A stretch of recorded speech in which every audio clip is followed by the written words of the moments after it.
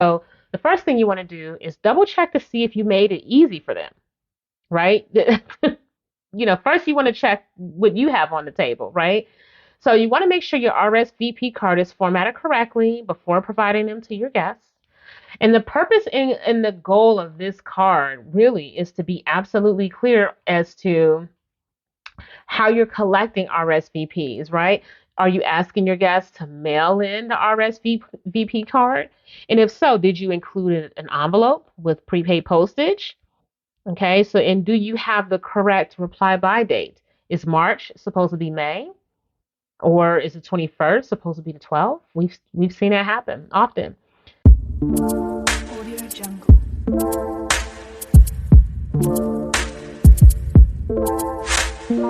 Audio Jungle.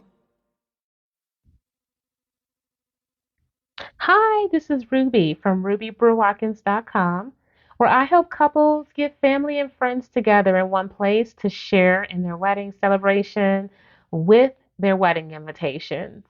I offer this at a full service tier, a semi custom tier, and really a la carte. And this is from custom designs to mailing, along with day of details. And so, in today's topic, I'm going to talk about a three-step process on how to politely ask guests for RSVPs. Plus, I'm going to give you a few of my wording tips. Now, mind you, I put some emphasis on the word process because when we're dealing with people and how we need to approach them, there is a process, especially as it relates to collecting wedding RSVPs. So the final details of your day rely heavily on your confirmed RSVPs. It's just as simple as that.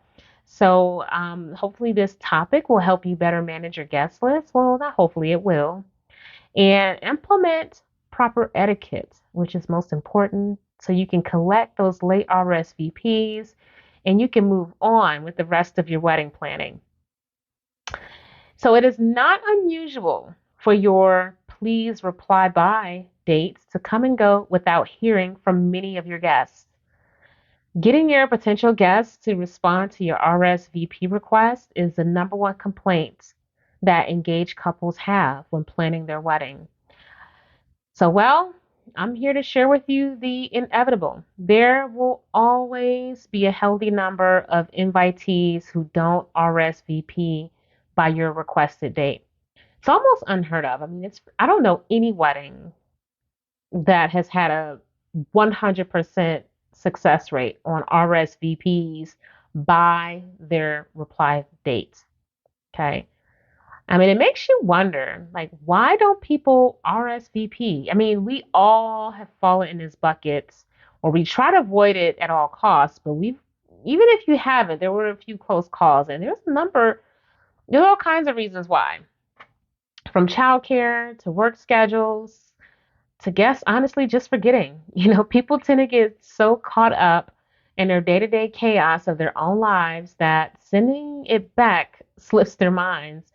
And you know what? Some will even assume that you will just know that they'll be there, right? You know who we're talking about. We're talking about really the closest people in our family. It's our wedding party that does this. It's our parents or aunts or it's those are the those are the violators typically, right? Nonetheless, once your RSVP date is passed, start contacting them.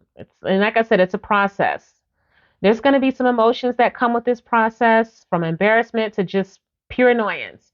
And some will give you their answer immediately, while others will stall for more time. Just give them a day or two, but nothing more than that.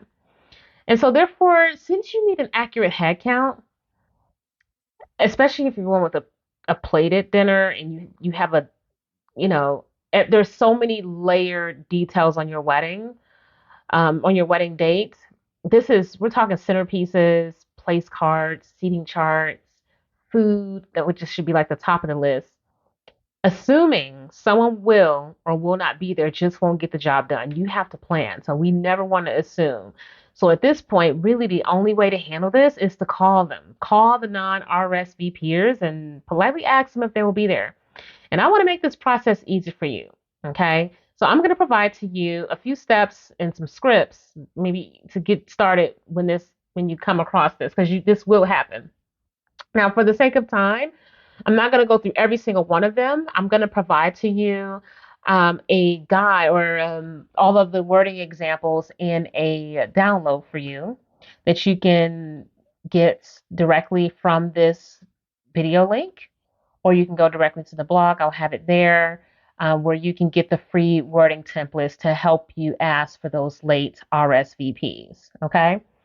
So the first thing you want to do, this isn't necessarily the first step in the process, but the first thing you want to do is do a little bit of pre-work. Okay. And that is to check your RSVP card. So hopefully you're listening to this before your invitations have gone out. You're doing, if you are, you're like ahead of the game. This will be like a game changer for you. You're going to be ahead of most couples.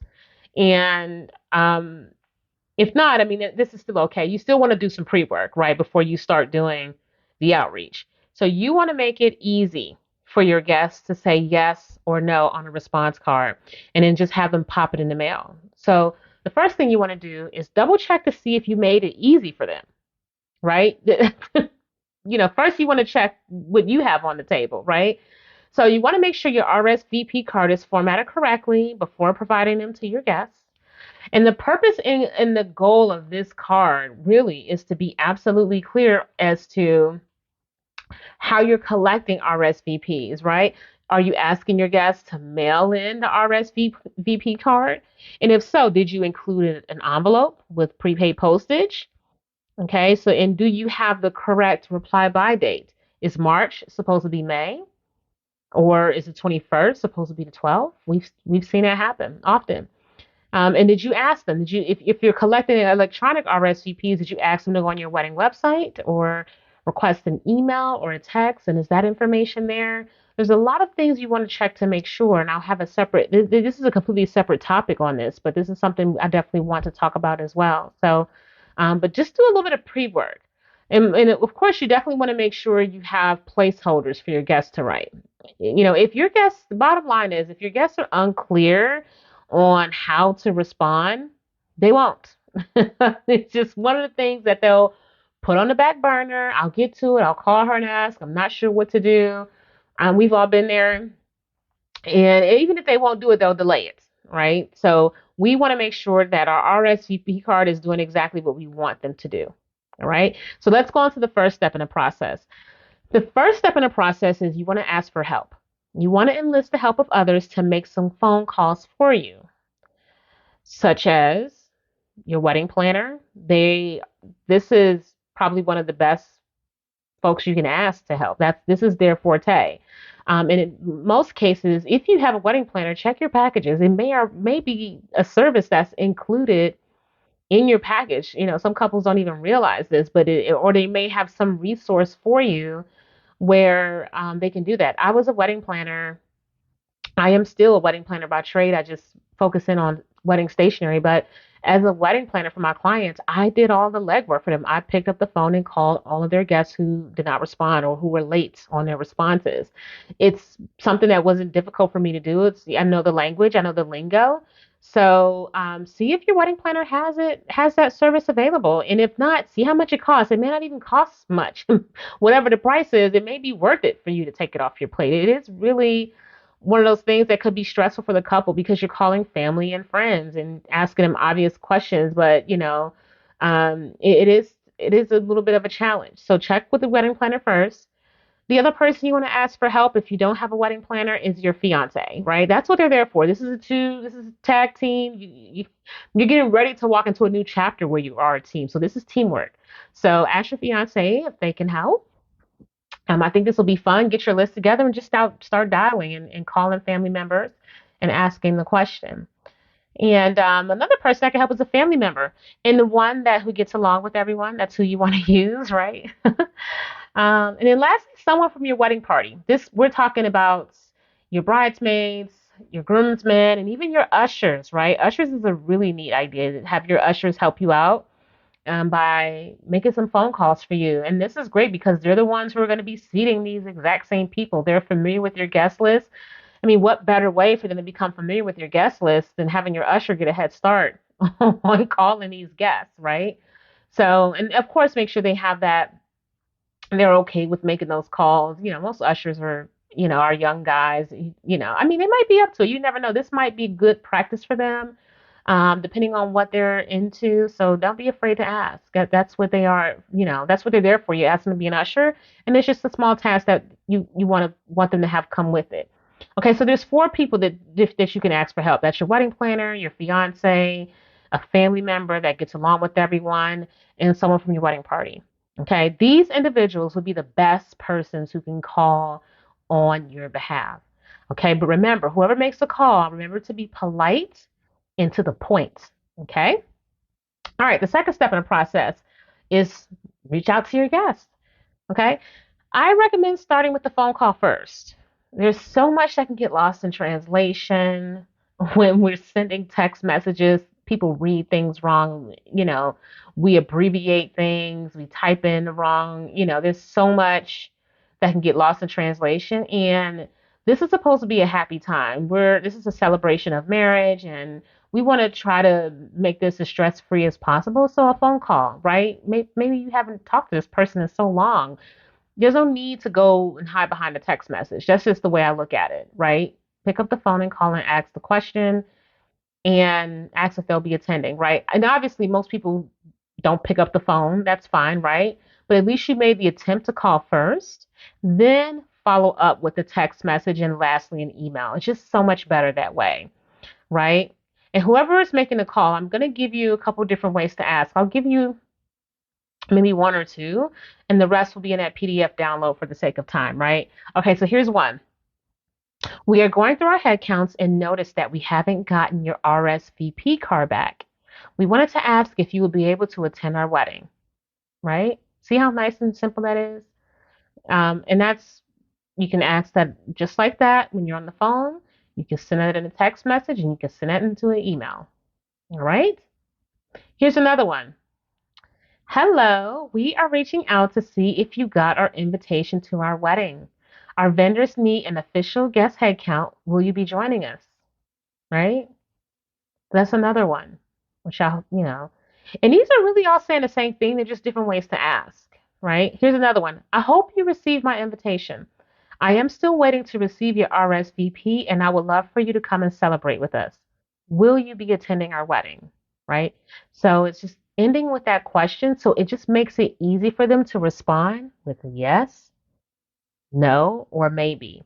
And we're going to talk about those maybes, right? I have a few more, but I'm going to, like I said, collate all of this into a wording template for you so you can download it, and that way you can have it. Here are a couple of things I don't want you to say. All right? Don't say things like, hey, you didn't bother telling us if you're coming to our wedding. Or say, hey, you haven't sent the RSVP card back, right? You really don't want to come from that angle. It can come across um, a little bit as accusatory. I hate to say that word, but that's just the way it can come across to someone. It's possible that they may have gotten their invitation and just didn't respond, but it might have gotten lost in the mail. Have we thought about that, right? And even if they still need to mail it back to you, you want to avoid putting your guests on the defensive. Okay, there's also that one off chance that they never received your invitation in the first place, which is extremely possible. I've mailed over almost close to 4,000 wedding invitation suites. And I'm here to tell you, they get lost in the mail. They get delayed in the mail. I mean, eventually they have to get delivered, right? But they just get lost. And sometimes things get held up by mail, or there could be a number of reasons as to why they didn't get it. But we don't want to just go in right in and say, hey, you didn't tell us you were coming. It just doesn't. That's not the way we want to, approach guests that we've invited to our wedding, right? So that's the second step in the process. And like I said, I have more, and that'll be available to you through this description here in this video, or you can go to my blog and you'll see it there also. All right. The third step, handle the maybes. This last step in the process is essential to collecting verbal RSVPs from guests. Make sure when you ask, you get a definite yes or a no.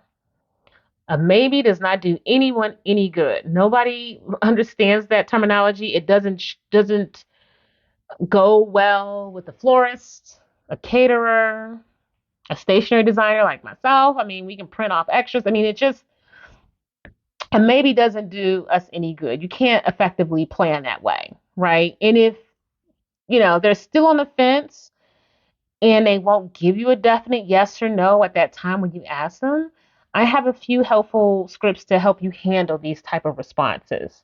All right. And here's one or two, right? Let them know, say, we're going to miss you, but maybe we can get together after the wedding, right? That's really telling them, say, okay, well, we are assuming that you can't make it, right? Usually by the end of that, they'll say, oh, no, we'll be there. We just need, they'll come back with something if they're going to be there, right? Um, or give them another, like I said, give them a little bit more time and say something to the effect of like, I need to submit my final guest count to my caterer by this date. And let them know, unfortunately, we would have to count you as not attending if we don't hear from you by then. We hope that's not the case, so we look forward to hearing from you before the deadline, right? That's how you handle a maybe. And I have more, okay? And after all, they have had plenty of time to figure out whether they're coming by now, right? They've gotten a save the date. I'm pretty sure even if they haven't received an invitation, they heard it through the grapevine, most likely by a save the date or a phone call. Most of the times, and we put in a lot of work, they have plenty of time to figure out whether or not they're coming by now, even if it's 2 or 3 weeks before the wedding, right? So if they're still giving you an I don't know or a maybe at this point, odds are they really don't plan to come, and that's okay, right? You want to plan your wedding and you want to move on to the next one on your list. It's okay. There's no hard feelings there, okay? And don't if they can't come, I don't recommend having hard feelings with the guests, right? There's all kind of things that happen. Just, it's okay. It's just one less person you have to pay for. And it's good that you know now, other than on the day of where you got to pay for, a plate. So, all right. Um, if the respond by date hasn't come yet, try not to contact the invitee with the reminder to send in an RSVP, right? Give them to the dates, and even I would even go just a few days after, right? However, if you just happen to be in a conversation with them and it's just a few days before your respond by date and you still haven't gotten a reply and the subject of your wedding comes up in a conversation, you can then gently remind them with a simple, I'm looking forward to having you at our wedding. Don't forget to send in your RSVP, right? And so that's pretty much it, right? So if you're currently in a situation where you need to collect RSVPs, implement these suggestions that I'm giving you, right? And like I said, I'm going to give you all this wording and a nice little download for you. You can put that in your planner and you're going to need it. Like I said, there's no getting around it unless your wedding planner is doing this for you. But if you don't have one and you got to go ahead and get your hands dirty, you're going to need this guide. So I hope you found this helpful. Thank you so much for taking the time to listen to this. And, if you have any questions, let me know how this goes for you. Feel free to make a comment below. Let me know how this process went. I wish you all of the wonderful success and congratulations on your upcoming celebration. This should be an exciting time for you, and try not to let the little things get in the way and shine in the stress get in the way of you enjoying the process. And so, these tools are to make it a little bit easier for you. So until next time, happy planning, and we'll talk to you soon. Take care.